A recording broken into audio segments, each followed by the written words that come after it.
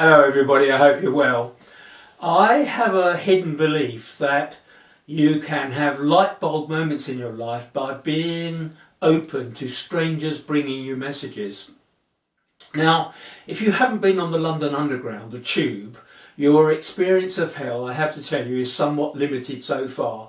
If you haven't spent 10 minutes with your nose in somebody's armpit, your understanding of the phrase personal space has some development. You've seen on the Tokyo Tube the men in white gloves pushing people into the carriages. Can you imagine the horror of A, anticipating the crush, B, a stranger about to touch you, and C, much more common in Tokyo than in London, the possibility that you're going to be groped and there's nothing you can do about it. Now, having an Oyster card, the travel card in London, as well as enabling you to travel around the system, brings you some special advantages. Number one, it makes you a lifelong member of the living dead. Number two, it tells you the secret that only Londoners know, which is where the valve is on your body that slightly reduces yourself so that you can slide into carriages without anybody really noticing. These are important things. Now, on Wednesday, on Victoria Station, they had closed the gates down to the underground platforms, 200 metres below, as they routinely do, because the platforms are too crowded. Gives you some idea of what's to come.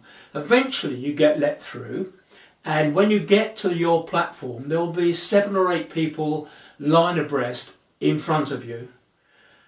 The train arrives and maybe the 5 people in front of you get onto the train, and you're left 2 this time from the front, and a disembodied voice on every platform from somebody I shall name the caller tells you that the next train is only 41 seconds away. It's a pretty speedy, slick service, and you will get onto that train because you're now at the front of the queue, of course.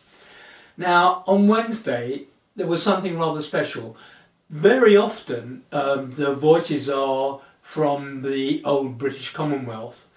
On Wednesday it was an Afro-Caribbean voice, a man's voice, but not the sort of 4 generations on now. It was calypso, lilting, almost poetical, and rather than just saying pass down the carriage and so on, he actually waxed lyrical about the joys of life, you lovely people, as he called us all, and that we may have had a bad day today, but tomorrow the sun would shine. And as I went into my carriage, and I'm forced intimately into the face of another guy, I was grinning, and so did the guy, but everybody else, because of course they are the living dead, zombie-like, didn't break their faces, because you can't move your head. You have to look with your eyes to see what other people are doing. It is that crowded. And as the carriages closed, I could hear him saying, "Goodbye, you lovely people, have a wonderful evening." And it set me thinking that the darkest hour, he was right, is just before dawn. And that hang on to the strap above you.